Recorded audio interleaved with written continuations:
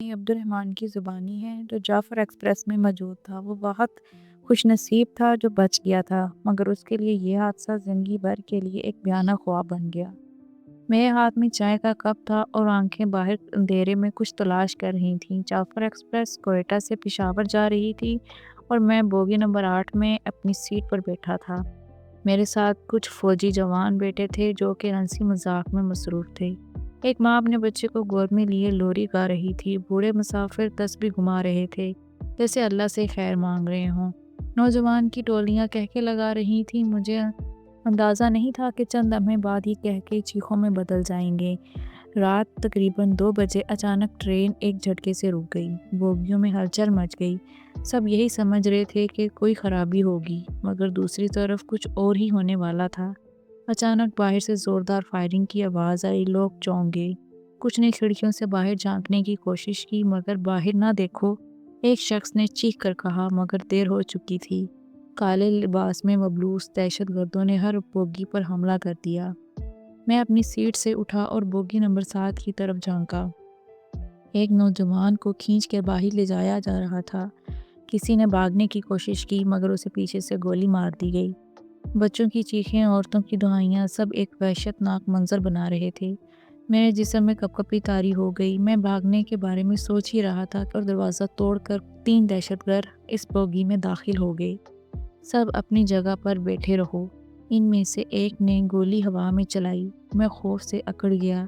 ایک ایک کر کے سب کی شناختی کارڈ چیک کیے گئے۔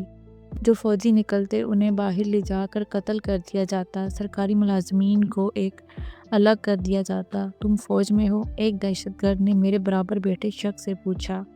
نہیں، میں عام شہری ہوں، مگر اس نے اس پر یقین نہ کیا۔ اسے گھسیٹ کر باہر لے گیا اور ساتھ ہی ایک بچی کے والد نے گھبراہٹ میں اپنا کارڈ نکالا۔ وہ ایک سرکاری افسر تھا۔ جو ہی طالبان نے کارڈ دیکھا اور انہوں نے شک کی کوئی گنجائش نہ رہی۔ یہ حکومت کا آدمی ہے، اسے دہشت گرد نے غصے سے کہا اور دوسرے نے انہیں بازو سے پکڑ لیا۔ میرے ابو کو لے کے مت جاؤ، بچی نے روتے ہوئے کہا، مگر کوئی سننے والا نہیں تھا۔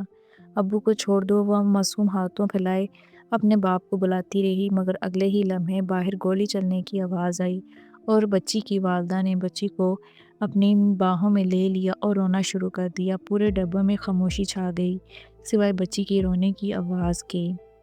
اسی طرح بوگی نمبر 9 میں ایک نو بیاہتا جوڑا سفر کر رہا تھا۔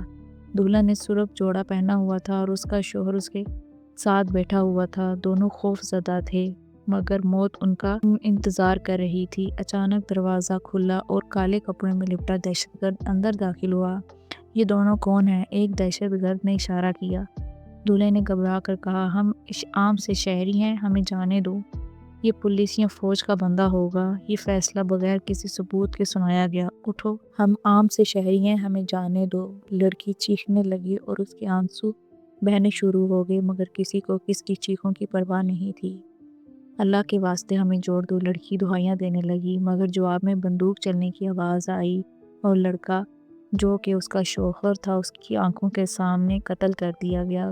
سرخ جوڑا اس کا خون میں تر ہو گیا۔ اٹھو، ہمیں گھر جانا ہے، اٹھو۔ وہ کانپتی آواز میں اپنے شوہر کی لاش سے لپٹ گئی، مگر اب کبھی نہیں اٹھنے والا تھا۔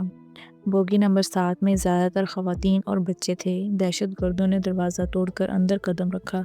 چند عورتوں کو بالوں سے پکڑ کر گھسیٹا گیا، بچوں کو ماؤں کی گود سے چھینا گیا، انہیں بندوق کے بٹ سے مارا گیا۔ ایک عورت زمین پر گر گئی، اللہ کے لیے ہمیں چھوڑ دو، مگر جواب میں صرف ایک زوردار تھپڑ ملا۔ یہ سب ہمارے قیدی ہیں۔ یہ لفظ قیامت کی گھنٹیوں کی طرح گونج رہے تھے۔ ٹرین کے انجن میں مقصود صاحب پریشانی سے سب کچھ سن رہے تھے۔ ان کے ہاتھ کانپ رہے تھے، مگر وہ بے بس تھے۔ پھر اچانک دروازہ کھلا اور 3 طالبان اندر گھس گئے۔ اور اگر ٹرین رکی تو تمہاری جان لے لیں گے، تم ٹرین کو چلاتے رہو، ایک دہشت گرد نے مقصود صاحب سے کہا، مگر مقصود صاحب نے ٹرین نہ چلائی اور دوسرے دہشت گرد نے غصے سے کہا، یہ بھی ہمیں دھوکہ دے گا، اور بنا کچھ سوچے سمجھے بندوق چلی اور سرخ خون کنٹرول پینل پر بہنے لگا۔ ڈرائیور ہمیشہ کے لیے خاموش ہو گیا تھا۔ اور میں نے یہ بھی دیکھا کہ ایک چھوٹا سا بچہ اپنی ماں سے لپٹ گیا اور رونا شروع ہو گیا۔ ماں، یہ کون ہے؟ یہ کیوں ہمیں مار رہے ہیں؟ اس کی ماں نے اسے سینے سے لگایا، مگر دہشت گرد نے آگے بڑھ کر بچے کو ماں سے چھین کر زمین پہ دے مارا۔ دہشت گرد حادثہ اور ایک گولی چلی اور ماں تڑپ گئی اور اپنے بچے کی لاش کو اپنے سینے سے لگا لیا۔ میں جانتا تھا کہ اگر میں کچھ بولا تو میری باری آ جائے گی۔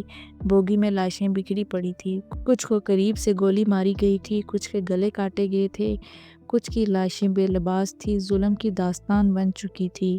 جب دہشت گرد بوگی نمبر 10 کی طرف گئے تو میں نے موقع دیکھ کر سیٹ کے نیچے گھسنے کی کوشش کی۔ میری سانسیں رک رہی تھیں، دل زور زور سے دھڑک رہا تھا، یا اللہ مجھے بچا لے۔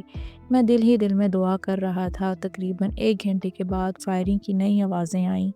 فوج آ چکی تھی۔ دہشت گردوں نے بھاگنے کی کوشش کی مگر جوابی کارروائی میں کئی مارے گئے۔ باہر نکلو، فوج اندر آئی اور میں نے کانپتے ہاتھ سے سیٹ کے نیچے سے نکلنے کی کوشش کی۔ بوگیوں میں خون ہی خون تھا، لاشیں بے گناہ لوگوں کی بے بسی کا ثبوت تھیں۔ جو لوگ زندہ تھے وہ بھی جیسے مر چکے تھے۔ میں واحد شخص تھا جو زندہ بچ گیا تھا، مگر کیا واقعی میں زندہ تھا؟ ہر رات وہ چیخیں میرے کانوں میں گونجتی ہیں، ہر صبح وہ خون میں نہائی لاشیں میری آنکھوں میں گھومتی ہیں، ہر دن میں سوچتا ہوں کیوں میں بچ گیا۔ جعفر ایکسپریس کا یہ سفر میرے لیے ایک بھیانک خواب بن چکا ہے۔ میں بچ تو گیا مگر زندہ نہیں رہا۔